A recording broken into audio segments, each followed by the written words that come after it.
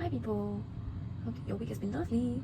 I was just thinking about the day, I think in year 2 or year 3, when I really contemplated quitting law school and regretted even studying law.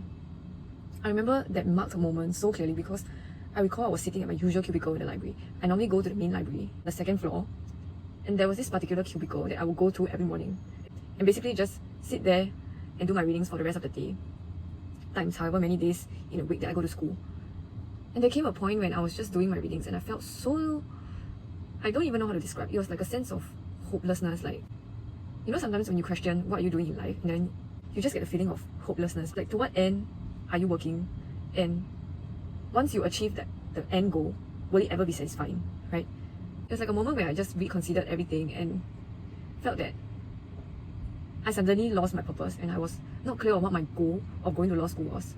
Yeah, I did like reading and writing and all that, and thinking in the logical manner, but if you watch my previous video, I did mention also that, you know, reading started becoming a chore. Writing was okay, but it wasn't the kind of fanciful writing or story writing that I used to like doing. But writing in law is different. It's more like conveying a message in the most precise and clear way possible, so that the audience or your prof reading or your classmates reading it will be able to understand fully what exactly is your point. Definitely did still enjoy the logical thinking. It's just the grunt work of having to do all the readings, having to make your notes, going for classes. Basically require a lot of patience before you can get to the exciting part of analysing the law and applying it during the exams. So there came a point where I really doubted what my purpose was, what my end goal was. I was thinking maybe I was just in it for the money. Maybe the money would make it worthwhile. But honestly, I think money is not satisfying. And money can be made in other professions as well. In fact, businessmen are richer than lawyers. There are people who, in other professions, earning way more than lawyers for way less effort. So I don't think money was really the end goal for me. And also when I just thought about, would I be happy if I had a lot of money? Like, just be really, really rich and not having to worry about how much something costs when I spend. Will I be happy then? And my answer was that I don't think so. I don't think money really satisfies. In fact, I find that everything is a paradox, because the reason why you love money is because you love the things that money can buy, but you find them costly. And so when you want to make a purchase, you feel like, oh, how I wish I had more money, right? And there are things that you can't really afford, like maybe an LV bag, for instance. And that's why you think that, okay, maybe if I have money, then I can purchase the thing that I can't afford so that I can be happy, because it's something that I want but I can't afford now. But what happens if you become super rich? Then there's nothing that you want and you can't afford. You can afford everything you want. The satisfaction from like getting something that you can't have, it's just not there anymore, right? It's like Bill Gates. I don't think he even feels happy about buying anything new, because everything is so accessible to him. Like, if he wants, I don't know, the most expensive computer, the most expensive car, he can just afford every single thing. So what's the joy in buying those things? It's not something unreachable, it's not something challenging. It's no longer like the joy of trying to buy something that you could not have originally afforded. It's just not there anymore. So I think it's a paradox. It's like, do you want to have a lot of money, or do you want to have not enough money sometimes, so that there's something to like look forward to in some sense? Yeah, but aside from this paradox, I just concluded that I don't think I will be happy with money. And it's true, now that I've started working, even if my pay increases or even if my pay falls, I find that it doesn't really affect me that much, because I do realize that money just doesn't satisfy. If not money, then what was I in it for? I felt like I always wanted to make sure that my job was meaningful. Like, meaningful is a very subjective term, and it varies from person to person. To someone, it may be meaningful as long as the job pays them super well. To another person, it may be meaningful as long as the job helps them grow. Different people will have different definitions of what meaningful is. And for me, I think meaningful was something that I could do to help someone. So when I was studying, I felt hopeless because I realized actually I might not be able to help anyone in my job. I mean, I'm helping businesses get richer, I'm facilitating businesses in their transactions, I'm contributing to the economy in some sense, but I don't feel like I am actually helping someone. Like, I don't see the tangible impact of what I do on anybody's lives. I regretted eliminating med school as an option, because at that point I felt that how nice it would be if I was actually trained to be a doctor, and as a doctor, whatever you do really directly impacts the patient, right? Whether you give a dose of medicine, whether you examine the patient, you are really helping someone in terms of health. I know I did a video, see the link up here, earlier, saying that I went by elimination, right? And that I didn't want to do science and I didn't want to do math. Like, this was one of the factors that affected how I ended up in law school. But then I did also somewhat consider med school, and I thought to myself, okay, what makes a good doctor? Probably someone who has a lot of compassion, a lot of patience, a lot of empathy.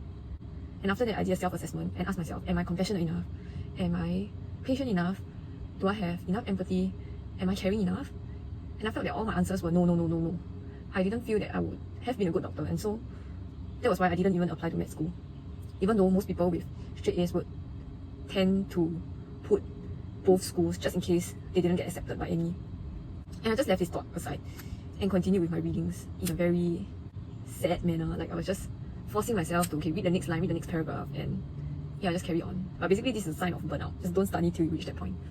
I think at some point I realized that it was because I didn't understand that what I was doing was for the glory of God.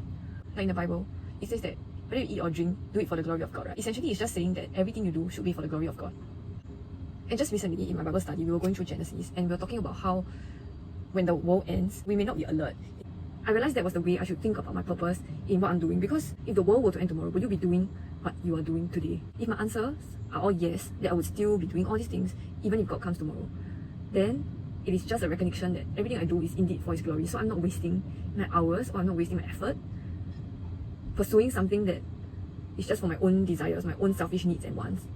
I don't know if you've ever thought so deeply about something. Like, for instance, what is the purpose of what you're doing? Whatever answer that I could think of that is outside of God's glory feels very empty in some sense. So I discussed money, I discussed meaning, but money and meaning in themselves just do not cut it, because why do I need to have meaning? Like, where does this meaning bring me? Why do I need to have money? Where does this money bring me? What's after that? What about happiness? Does happiness even last? I feel that happiness is a very fleeting concept that doesn't last. It's like, I remember when I got my A-level results and I knew that I had straight A's, I think my happiness lasted for only about 30 minutes or so, when I was still reeling from the fact that, oh, I did achieve something academically. Sense of satisfaction just didn't really last. I thought one step ahead, like, in the end, one thing for sure is that we're all gonna die. And what happens to all these things that we have accumulated on earth once we die? It just disappears, right? Somebody's happiness, somebody's meanings, everything just disappears. Normally, for most things, or for everything in life, if you think about it logically, we only invest in things that last, right? Before you buy a car, you'll want to check, okay, is this car durable? Before you buy any household appliance, you also check, is this appliance durable? And if yes, then I'm willing to invest a huge amount of money into that thing. It should be the same in terms of your career, and work follows with you for life till you retire. And even after you retire, you may still want to do some work, because the devil finds work for idle hands, right?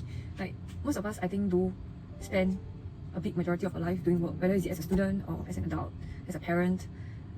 Our work never really ends. So if we were to invest something, so much of our time and energy in something, then it must be something that we think would last.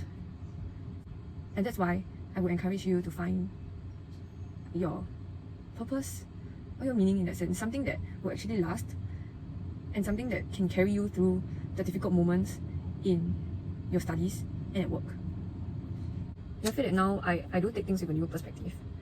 Without understanding that I'm glorifying God in what I do, I find that everything is purposeless, everything is meaningless, because nothing can truly satisfy. I do in fact think that purpose is one of the reasons why I believe in the God that I believe in, because without an explanation for what I'm doing here on earth, I feel utterly hopeless. I'm not sure if any of you feel that way. Like, to what end are you working for? And I hope that that is some food for thought. So linking back to the point of quitting law school, I did come to a point where I really feel that everything I do was pointless. But now knowing and understanding that if I do anything for the glory of God, then it is really meaningful. Law school did really show me how great God is, because there were so many times where I felt that I wasn't going to make it anymore. Law was already difficult, and I was juggling my second degree. And there were a lot of difficult circumstances where I felt that, you know what, I just want to give up. But God certainly did intervene in my many moments of weakness. I recall there was one exam I took in year 3. I think it was a conflicts of law module. Basically, the module is very interesting. It's a little bit complex, but very interesting to learn. And I did enjoy learning about conflicts of laws. Conflicts of law is essentially an area of law that tells you which law should apply in a situation where foreigners or foreign law may be involved. Like, what happens if you make a contract with somebody in the US? So how do you resolve the conflict? Perhaps the person from the US will want to resolve it in America, but you being Singaporean would want to resolve the issue in Singapore. So yeah, it's basically issues like this that requires a judgment on which court should adjudicate on the issue. So this mod was very interesting to study, and I remember I had quite a good understanding of the topic. But the exams came and it was just a mad rush. Like, my notes are so detailed that I couldn't find things quickly enough. I think it was 3 hypos in 3 hours, and each hypo was really extensive. I remember for the final exams, I left almost like half of my last question blank. I just didn't have enough time to even finish reading the facts and analysing all the situations. So yeah, there was a big gap in my answer basically. And if you leave half a question blank, I don't know what kind of grade I was expecting, like maybe a D. Yeah, but a D was not what I got. I think in fact I got an A minus, if I'm not wrong. This is not possible if not for God's intervention. I don't know what he did. Perhaps he changed the professor's mind, perhaps he adjusted the bell curve. I don't know how he managed to intervene, but my grades turned out fine. I did see how this process of suffering made clear my weakness and made clear my need and dependence on God. I hope that you take a pause and ask yourself, what would you be doing if the world ended tomorrow? Will you be doing what you're doing now? And is there purpose in what you're doing?